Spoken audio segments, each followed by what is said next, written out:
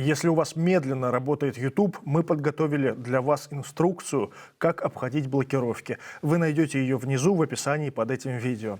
В студии Кирилл Седов расскажем о главных событиях к этому часу.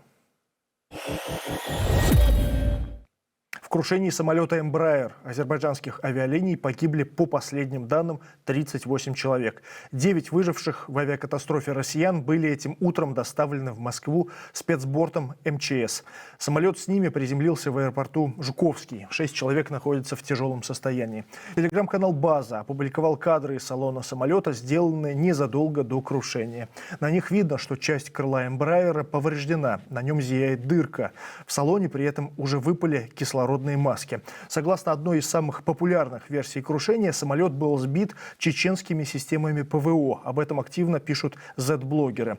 Авторы телеграм-канала ВЧК УГПУ утверждают, что ознакомились с расшифровкой переговоров экипажа рейса Баку-Грозный с диспетчером в Грозном. Из нее следует, что самолет упал из-за глушилок GPS, которые тогда работали из-за атаки беспилотников. Сигнал спутника пропадал, когда лайнер снижался. Из-за этого пилот принял решение возвращаться в Баку. Когда он стал разворачиваться для этого, рядом произошел взрыв. Как пишет ВЧК УГПУ, все указывает на то, что борт был поражен средствами ПВО. Между тем, пресс-секретарь Кремля Дмитрий Песков заявил, что строить гипотезы о причинах крушения самолета преждевременно и нужно дождаться окончания следствия. Спикер Сената Казахстана Маулен Ашимбаев также утверждает, что выводы о причинах авиакатастрофы делать еще рано. И сразу делать какие-то выводы по фотографиям, это вот результат, условно говоря, каких-то действий там, и так далее. Это, во-первых, это спекуляция, это необоснованные заявления. И вот разгонять вот такого рода оценки, это сейчас, мне кажется, неправильно и неэтично. И это действительно, прежде всего, это показатель того, что те или иные люди хотят на этой ситуации заработать какие-то для себя дивиденды, разогнать хайп и на этом что-то для себя получить. Российская армия ударила по рынку в Никополе, Днепропетровской области. Пострадали 6 человек, 4 женщины и 2 мужчин. Глава областной военной администрации Сергей Лысак сообщил, что 3 из них в тяжелом состоянии. Во Владимирской области в городе Гусь-Хрустальный мужчина на автомобиле протаранил здание военкомата и поджег машину. Ну, короче, патриот торчит. Пожарки, скорая, еще пожарки.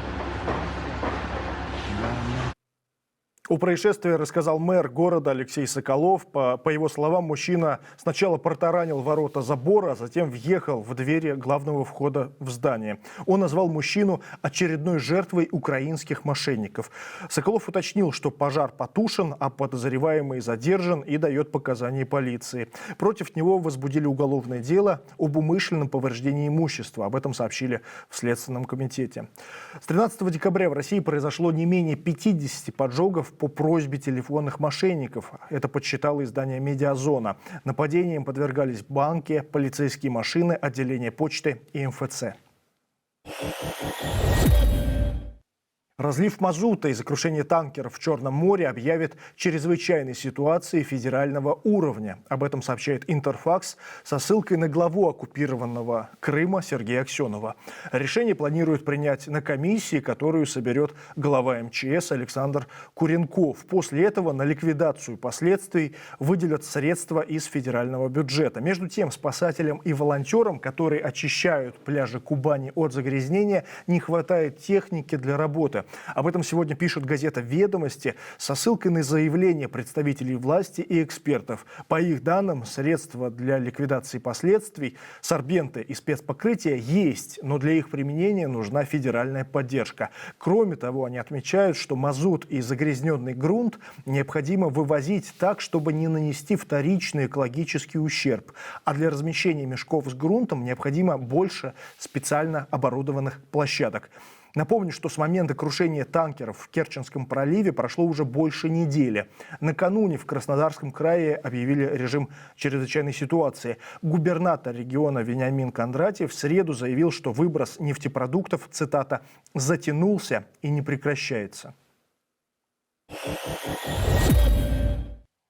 Мэр Ирбита в Свердловской области извинился перед жителями за переодевание памятников Владимиру Ленину и Екатерине II. Ранее городские власти преобразили эти монументы, и Ленин с Екатериной предстали в облачении Деда Мороза и Снегурочки, соответственно. Однако инициативу раскритиковали некоторые жители города. Многие начали писать возмущенные комментарии в соцсетях.